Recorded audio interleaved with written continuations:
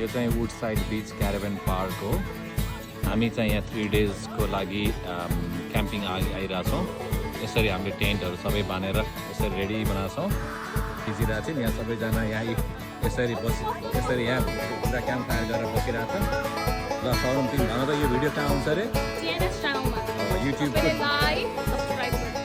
Thank you. लभले यसरी रमाइलो गरिरहेको छ सबैजना है। म चाहिँ यहाँ छु।